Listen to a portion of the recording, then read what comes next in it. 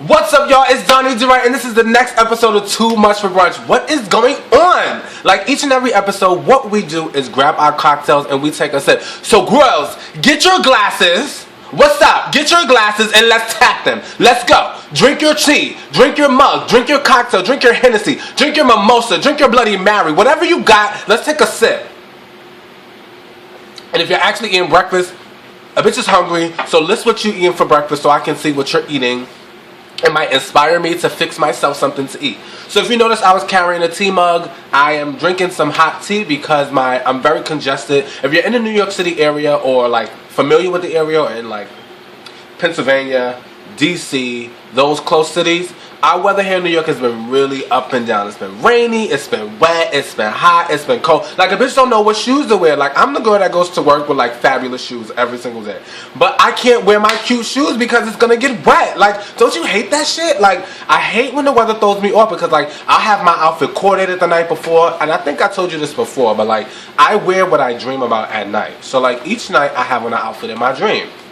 Whether it's the color scheme, whether it's like the actual outfit, like I'll dream about it and then the next day I'll get up and iron it and get dressed for work.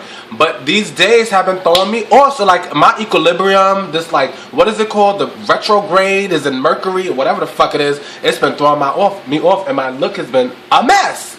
But the girls still be coming for me at work. They be like, girl, I love your shoes, I love your outfit because that's me, I'm fabulous. So anyway, keep sipping your cocktails and enjoy your amazing Sunday. It is Father's Day, and I have plans to go see my father. I'm going to go hang out with him and do what we do. And what we love to do that we've always loved doing since I was a kid was sneaker shop.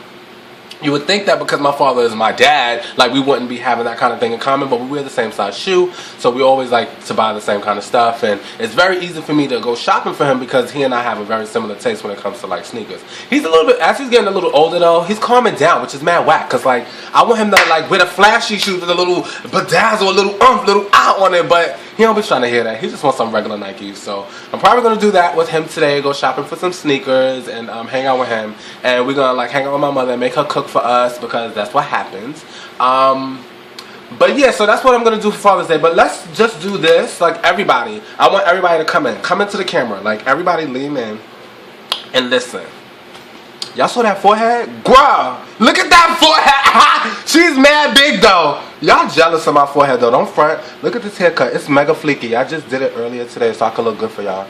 Y'all see her? Look at that fade, that taper. Look at that taper. Who does a taper like that on themselves? Me? Because you're jealous. Why is the kitty meowing? Senora, you're not famous. Always trying to be down with somebody. So anyway, what was I saying? I got thrown off with my little forehead and haircut. Girl, look at that hairline, girl. Y'all are so jealous. Anyway, I really don't know what I was. Oh, Father's Day. Lean in, bitches. Lean in. Listen, it's not my fault you picked the wrong baby daddy.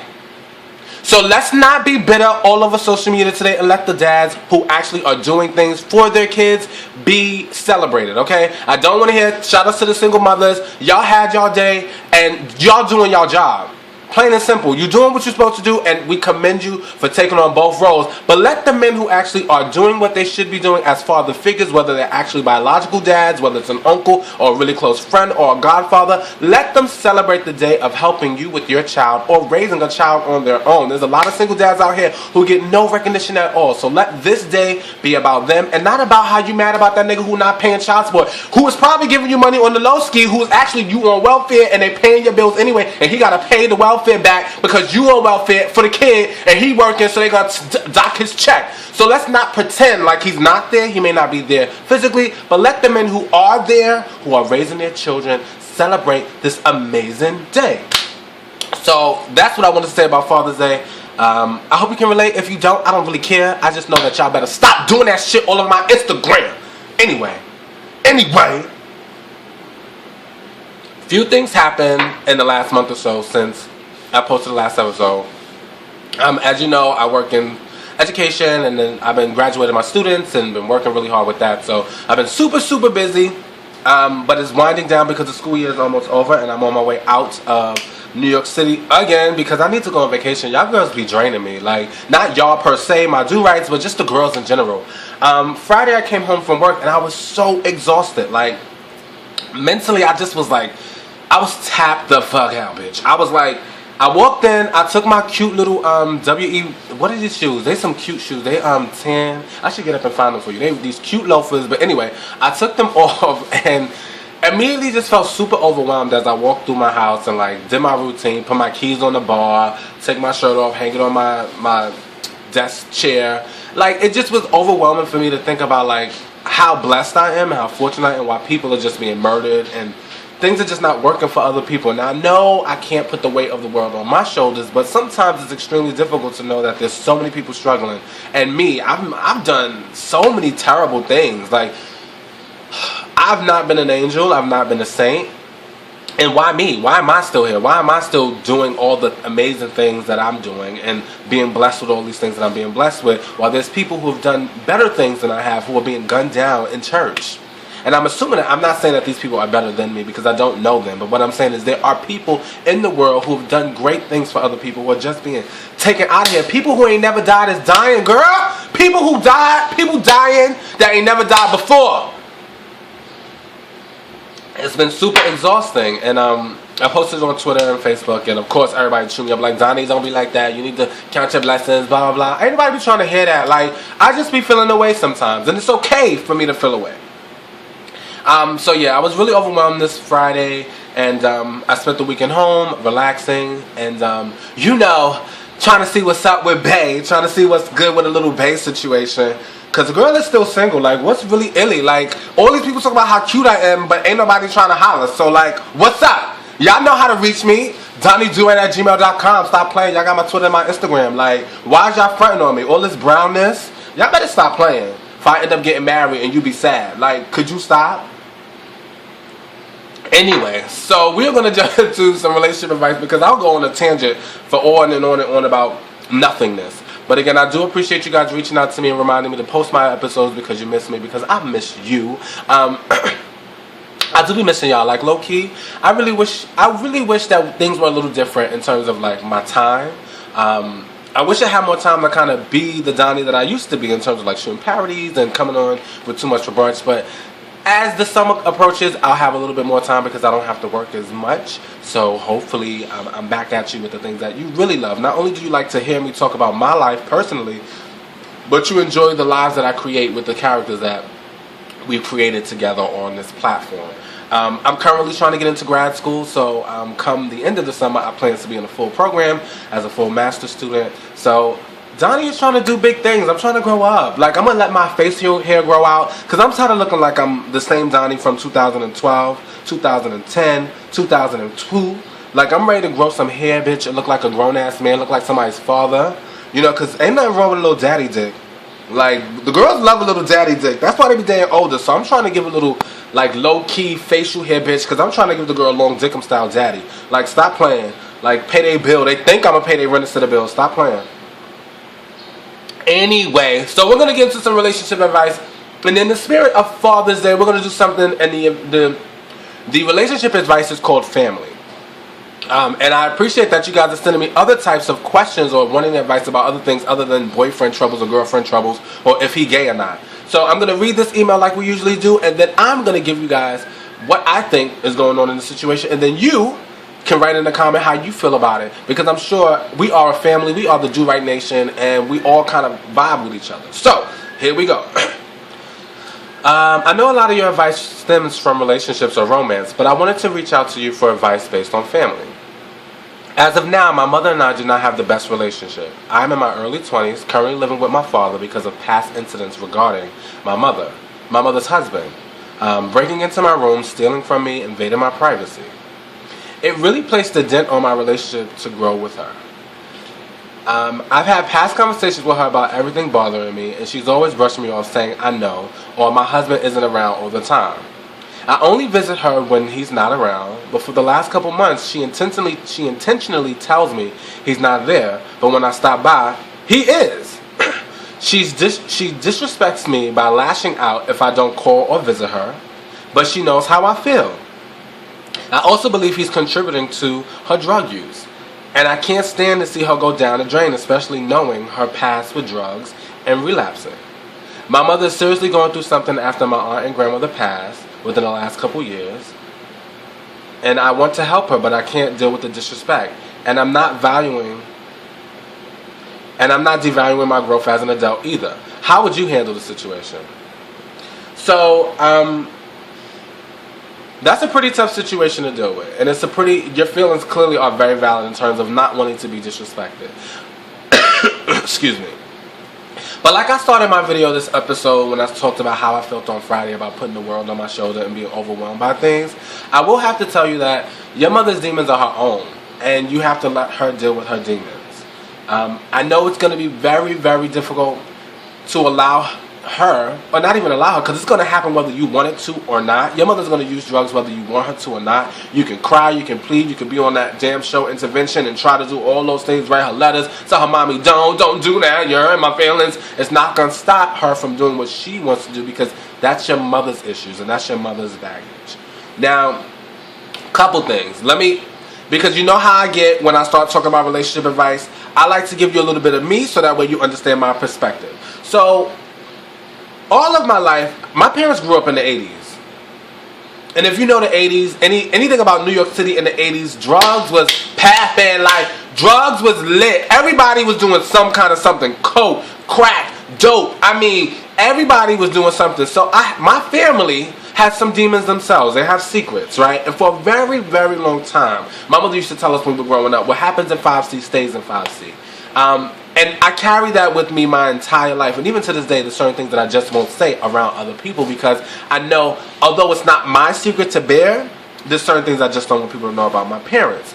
But I will say, at some point in my life, I had to tell myself, those are not my secrets. And if I continue to hold on to those secrets and hold on to other people's baggage, I'm going to end up hurting myself. Because it has nothing to really do with me, but I'm holding on to it so tight that before I know it, I'm going to be the one sick off of it. You don't have a right to, you don't need to be disrespected. And if you feel like your mother is disrespecting you, and her husband is disrespecting you, he's robbed you, he's done all these different things, the first thing that I would do in this situation, forget about mommy's drug use and her relationship with her husband. This is really about you and what you need to do to make sure that you're healthy and you're happy and you're safe. You moved out with your father, so now you live with your dad. That was the first step. Making sure that your safety was important and that you had a house to live, had a house over your, shelter over your head. Girl, you know what I'm talking about. You got somewhere to lay, Miss Thing, and your stuff ain't being stolen. That's number 1, and 2, and 3. But what's most important is that you understood that there was time to create a certain boundary. And that's what I really want to talk about. It's nothing wrong. And girl, I told this to my mother a couple weeks ago, because, maybe about two or 3 months ago. Ain't nothing wrong with setting new boundaries with old people, bitch. If somebody's doing something you do not like, it's nothing wrong with telling them, you know what, I can't fuck with you that way. I don't want to deal with that. I'm not. And sometimes you don't even have to notify these motherfuckers. You're a grown ass person. You don't have to notify nobody of what the fuck you're doing. If you don't want to be involved in situations like that, just don't. Yes, it's your mother, and that's so hard. I know it's hard. But you know what you can do? You come in, when you come in, you say, hey, you say, mwah, mwah, kiss you on the cheek. Are you okay? Do you need anything? And if it's within your range of reason and you think it's alright, you do what you can for her, and then you move on. Because these are not your demons. And you have to set the boundaries about what you want in your space and in your life. It is your parent. I get it. And it's very difficult. Me and my mother are cut from the same cloth. But I tell you one thing, I would never live with her again. I love my mother so much. She's one of my best friends, but I will never live with her again, because that's a boundary I never want to cross again. Because parents look at you differently. You always going to be a kid. You could be 110 years old. You still their baby. And they're going to do whatever, say whatever, however. My parents can't smoke in my house. They come to my house and they say, you really going to make me sit in the hallway? The fuck I am. Because you can't smoke in my house. These are boundaries that I'm setting for me. What I like in my life, what makes me happy and healthy. As for the gentleman disrespecting you, you don't have to deal with him. Literally, if he's at the house, if you go to the house and he's at the house, turn the fuck around and go home. Because mommy not going to get it if you continue to sit around him knowing, and she know you pissed. If you get over there and he's there, mommy, why did you invite me and you know he here? Turn around, get back in your car, bus, or transit, and take your ass back home.